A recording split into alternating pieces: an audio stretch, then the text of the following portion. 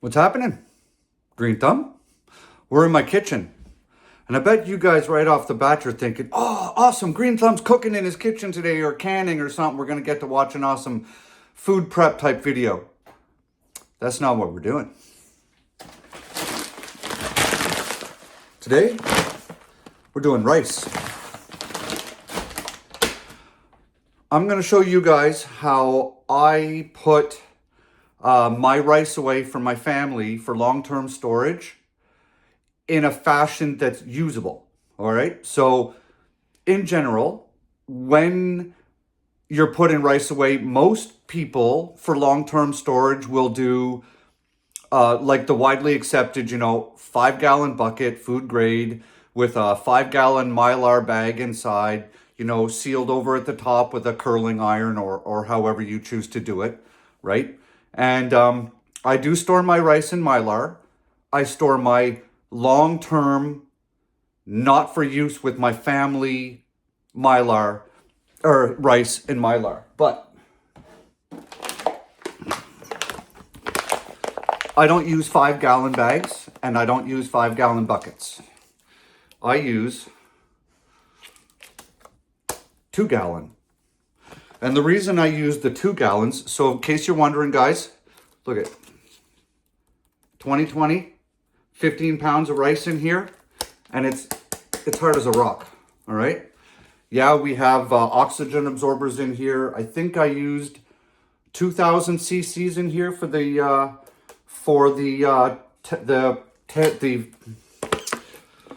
2-gallon bags. I prefer the 2 gallons because they are more usable when I plan to open these, so I don't have an entire 5-gallon bucket that I have to open and then worry about processing through, right?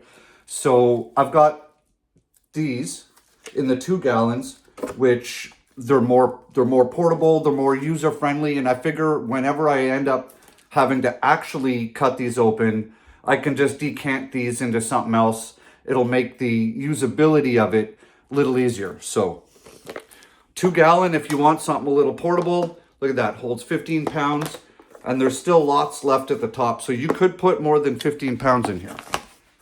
All right, so yes, we do Mylar. Just put that out of the way. But for my day-to-day household storage for rice, I store in 2-liter bottles. One of the reasons is these are easy to use. When you want to cook with rice, undo the top, pour it out in your measuring cup, put the top back on, keeps bugs out, keeps it stored, right? And you can actually put a lot of rice in one of these things. I'll show you guys how I do it. So, and the other thing is I like these 2-liter bottles. I have some of these as well. These are just the juice bottles. They're a little bit of a different plastic. A 2-liter bottle is damn near indestructible, right? So if need be, like I have buckets in my basement, it's like food on the go. If I have to run out of the house, let's say there's a massive storm or whatever, I have 5-gallon buckets preloaded with food in my basement with 2-liter bottles of rice in it, right? So, I mean, I could fill this up, throw it across the room, it's gonna hit the ground. It's not even gonna crack this plastic. That's why I use these. Some people store them in mason jars and stuff. If that's the way you wanna go, that's good. I don't like storing a lot of things in glass except for the stuff I'm canning because I'm not gonna move it around, right? But for rice in my kitchen, we eat rice 3-4 times a week. This works really well for me and my family. So I'll show you guys how we do it. It's really simple, and I store a lot of rice this way. All right, so you're gonna need a few things. You're gonna need your bottle. So these have all been washed out with soapy water and then rinsed out with scalding hot water. Okay, so they're nice and clean. You're gonna want your bottles. You're gonna want a big baking sheet because it's inevitable you're gonna spill rice all over the place, right? That's just bound to happen. You're gonna want a larger funnel with a larger hole in the bottom. Okay. Boom. Just like that. Now we're going to take our bag of rice and don't. So for long-term storage for your rice, you can't long-term storage brown rice, okay? Because it's got oils in it and it will go rancid. And don't buy the parboiled garbage because essentially you're just buying just trash, right? So all we do, take your big bag. I just cut a little corner off. See, I just cut the little corner off. And then you just get to filling. And if you don't pour it super fast, it doesn't jam up in the funnel.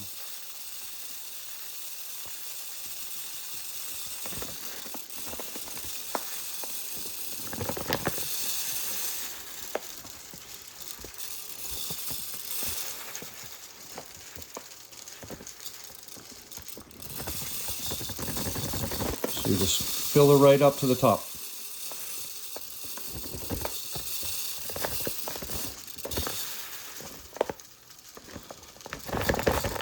Yeah, I could have cut a bigger hole, guys, but then you fight with it a little bit. More chance of making a big mess.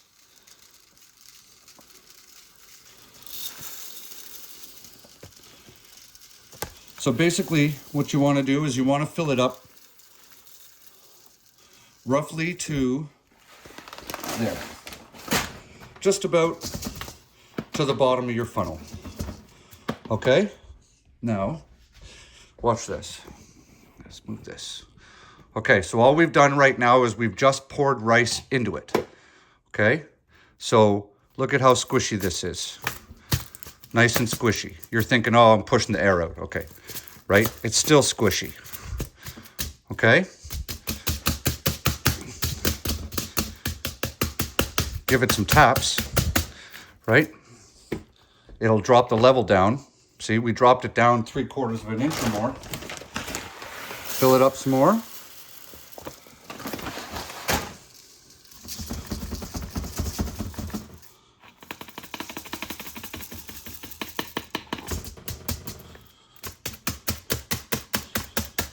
Keep tapping, right? We're almost there. Put a little more in the funnel.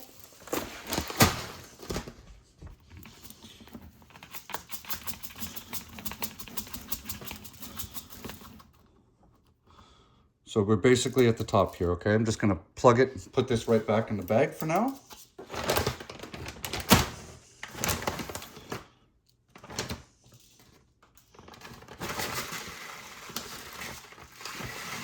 All right, dump that in the bag. All right, so now we're right up to the top. You guys can see that, right? Now watch what happens here. Just put the cap on just so we don't make a mess.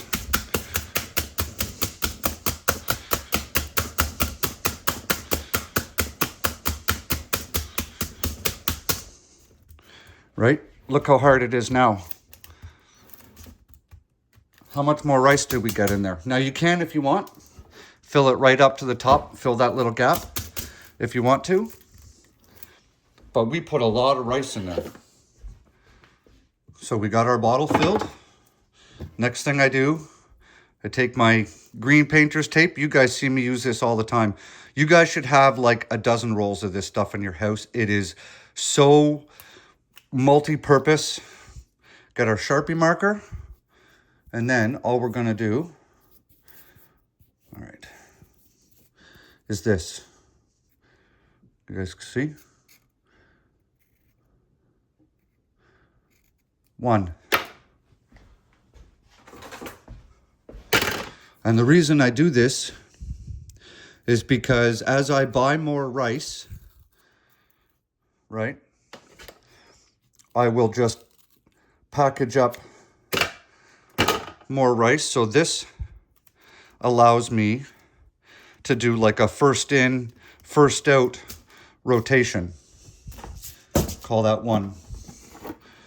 Next, we have these larger juice bottles, right? And these are good too. we buy about 3 of these juice bottles a week. So I have a never-ending supply. And then you just do the same thing with these.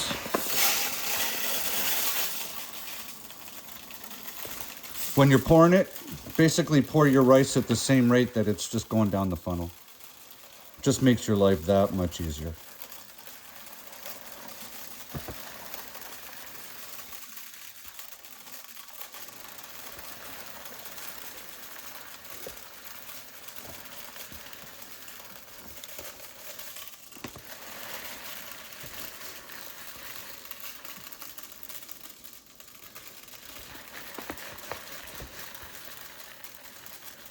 I've even done this without one of these big funnels, and I just made a funnel out of paper, and that worked just as well. And I've done I've also made a funnel out of aluminum foil, and that one worked okay.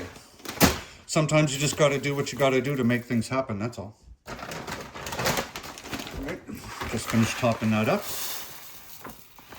Right about there, probably do it. Like we did before.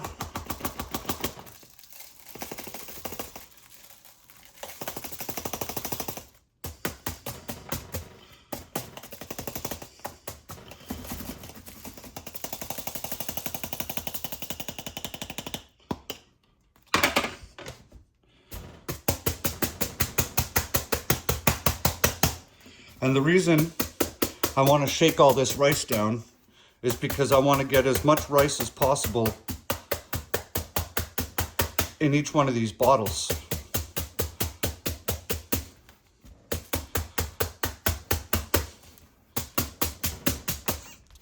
Look at that. Right from the top, right to there. Throw the funnel in, just top it up just a little more.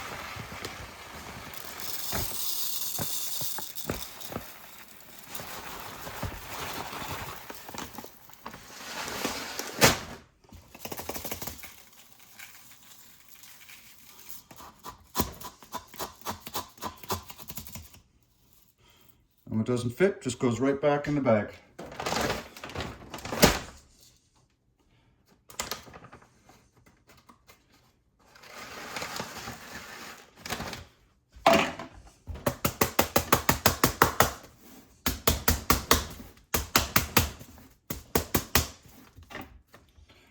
And look how hard that bottle is, right? Like you can barely squeeze it. Lid on, just like that. Number 2.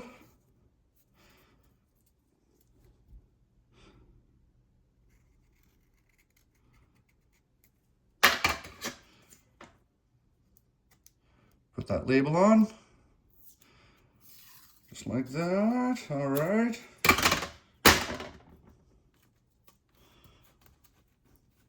Done. So this is how I'm going to store these 2 plus the one I'm working on, and I think I actually have 2 or 3 more downstairs. So I'm going to spend the next little while filling those up.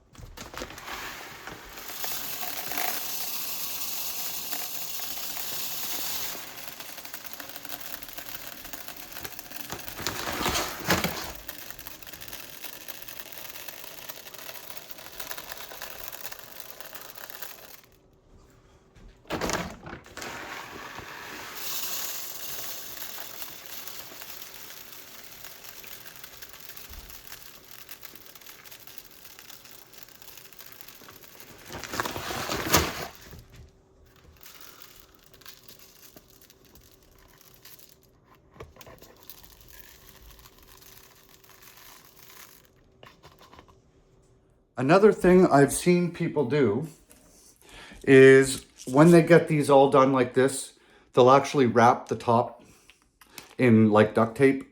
You can do that too. If you plan on putting these away for a while, you could certainly do that. But I mean, it's a cap, it's threaded, it holds liquid. So I'm not too concerned about air getting in here. And I mean, considering these bags are porous anyways, right? There's little itty bitty holes all through those bags.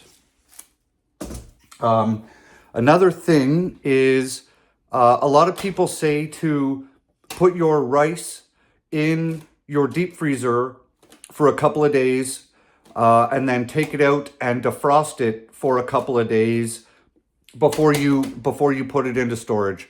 And that's to kill weevils, and that's a genuine concern.